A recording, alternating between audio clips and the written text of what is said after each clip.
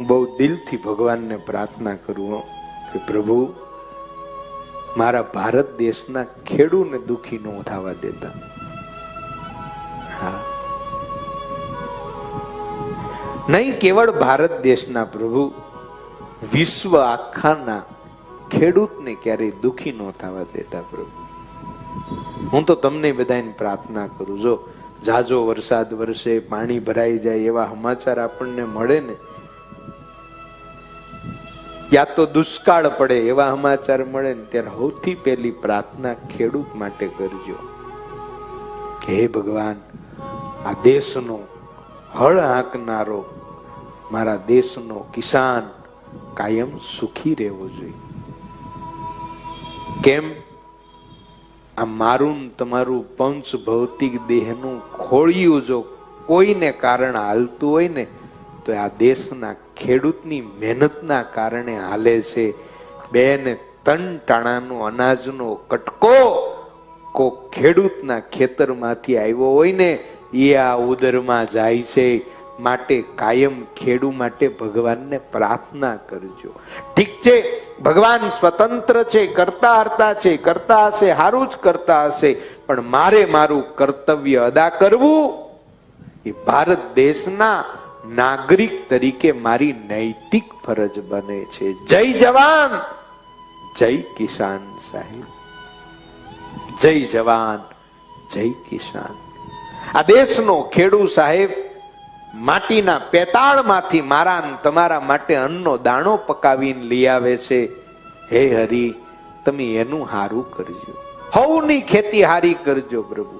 આમ જો તીડ નો પરવા દેતા મારા વાલા, જીવ જંતુ નો આવવા દેતા મારા વાલા, રોગ નો આવવા દેતા. કપાસ ને સોયાબીન ને પેલું હું બનાવે ભાઈ બધું વાવે ને, મને બધું બહુ તલ વાવે, એરંડિયા વાવે, હે બધું બધું બહુ કઠોળ કરે, કોઈ શાકભાજી કરે.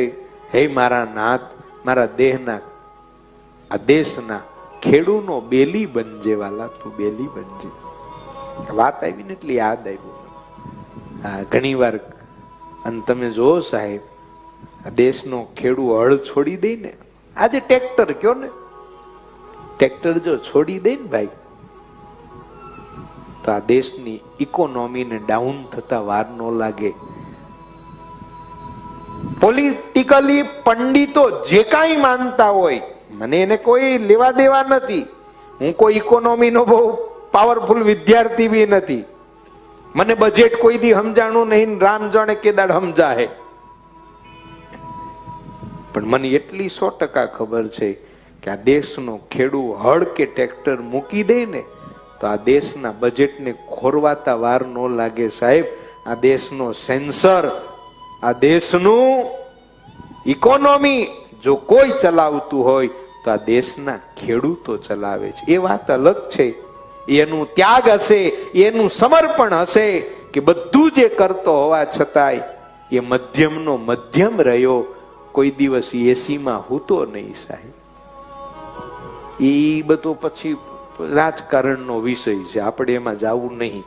આપણે ભગવાનની કથા કરીએ. પણ મારા દેશના ખેડૂત માટે પ્રાર્થના કરજો સાહેબ. દિલથી કહું છું, ભગવાનને વિનંતી કરજો. તમે જેનો રોટલો ખાવ છો, કોકના ઘરનું અનાજ આવ્યું હશે ને, ભાખરી ખાવ, રોટલો ખાવ, રોટલી ખાવ, શાક ખાવ, કઠોળ ખાવ, પીઝો ખાવ, તો એ પીઝો બને છે ઘઉંમાંથી. સેન્ડવીચ, હાલો ને ભાઈ સેન્ડવીચ, તમે કઈ નવું નથી કર્યું. ઘઉંના લોટને ફૂલાવીને વચ્ચે મેં કોબી ગાયલી, અમે ડાયરેક્ટ કોબી રોટલી ખાઈએ. અમે બટેકાનું શાક ને રોટલી ખાઈએ, તમે વળી પૈતા કરી કરીને વચ્ચે મેલીને ખાતું. અમે બટેકા વાળા સીધા ખાઈએ, તમે વળી મેં પેલા ફૂલાવેલા પાઉમાં નાખ્યો ને વડો પાઉં કરી દીધો.